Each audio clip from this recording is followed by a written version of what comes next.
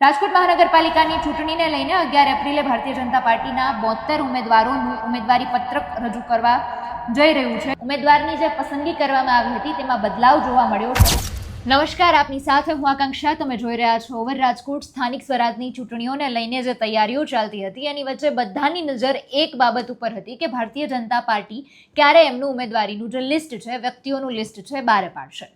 ખૂબ નજીકના સમયગાળામાં આજે ફોર્મ ભરવાનો છેલ્લો દિવસ છે 11 એપ્રિલ, જે છેલ્લી તારીખ આપવામાં આવી હતી એના ગણતરીની કલાકો પહેલા જ ભારતીય જનતા પાર્ટીના જેટલા પણ કેન્ડિડેટ્સ છે એમનું એક લિસ્ટ બહાર પાડવામાં આવ્યું। હવે પહેલા તો એ જ પ્રશ્ન થયો કે આટલું મોડું લિસ્ટ શું કામ બહાર પાડવામાં આવ્યું, પણ ગઈકાલે જ્યારે લિસ્ટ સામે આવ્યું ત્યારે ચર્ચાનો વિષય એટલા માટે બન્યો કારણ કે જે રિપીટ નામો છે એનો આંકડો ખૂબ નાનો છે, નવા ચહેરાઓ લાવવાનો આંકડો ખૂબ મોટો છે।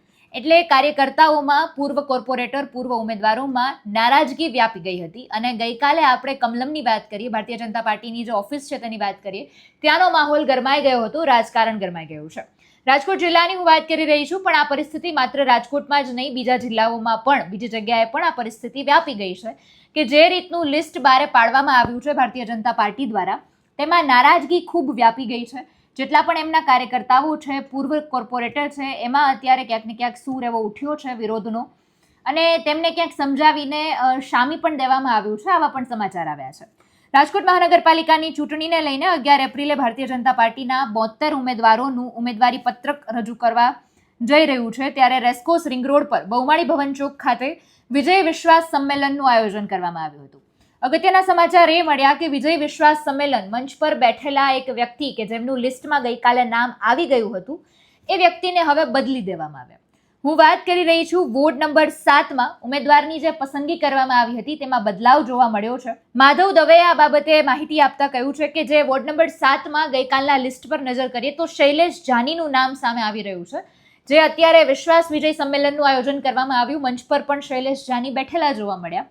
પણ પછી સમાચાર મળ્યા કે બ્રહ્મ સમાજના પૂર્વ કોર્પોરેટર નેહલ શુક્લ હવે તેમની જગ્યાએ ચૂંટણી લડવાના છે। નેહલ શુક્લ ચૂંટણી લડશે, તેમનું ફોર્મ ભરાશે, આ રીતના સમાચાર સામે આવી ગયા છે। છેલ્લી ઘડીએ તેમને મેન્ડેટ ફાળવવામાં આવ્યું છે। નેહલ શુક્લ મનપા વોર્ડ નંબર 7ના પૂર્વ કોર્પોરેટર રહી ચૂક્યા છે અને ફરી એકવાર તેમને જ ટિકિટ આપવામાં આવી છે, નામ બદલી કાઢવામાં આવ્યું છે। અત્યારે જે રીતની વાત સામે આવી એટલે વિશ્વાસ સંમેલન સ્ટેજ પરથી જે ઉમેદવાર હતા તેઓ પોતે ઉપસ્થિત હતા, જો કે તેઓ અત્યારે નીકળી ગયા છે। શહેર ભાજપ પ્રમુખ ડોક્ટર માધવ દવેએ આ ખાસ વિષયને લઈને વધારે ચર્ચા કરી છે કે 72 ઉમેદવારોની જાહેરાત કરી દેવામાં આવી છે। ભાજપ લીગલ સેલની મદદથી ઉમેદવારોના જેટલા પણ ફોર્મ ભરવાના છે તે પ્રક્રિયા કરવામાં આવશે।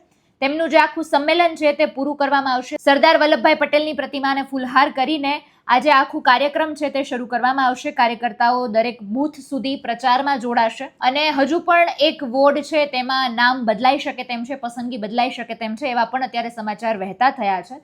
પણ જે નારાજગી વ્યક્ત કરવામાં આવી છે, ખાસ આપણે 4-5 અમુક જે એવા વોર્ડ છે તેની વાત કરીએ તો ક્યાંક ને ક્યાંક ઓબીસી અને જે અનામતની બેઠક છે તેને લઈને સરવાળો ક્યાંક ઊંધો પડ્યો હોય આવા સમાચાર પણ અત્યારે દેખાઈ રહ્યા છે। પણ પરિસ્થિતિ આ રીતની બની ગઈ છે। હવે આ ભારતીય જનતા પાર્ટીમાં જે નારાજગી વ્યાપી છે તેમાં હવે ભારતીય જનતા પાર્ટી શું એક્શન લે છે, તેની સામે તેમને શું જવાબો આપે છે એ પણ જોવાનું રહ્યું અને પૂર્વ કોર્પોરેટર, પૂર્વ ઉમેદવારો, કાર્યકર્તાઓમાં જે આ નારાજગી વ્યાપી ગઈ છે તેની અસર હવે પરિણામ પર કેવી પડે છે તે પણ જોવાનું રહ્યું। સમગ્ર મુદ્દાને તમે કઈ રીતે જુઓ છો કમેન્ટમાં જણાવજો। ફરી મળીશું, હવે મને રજા આપશો। નમસ્કાર।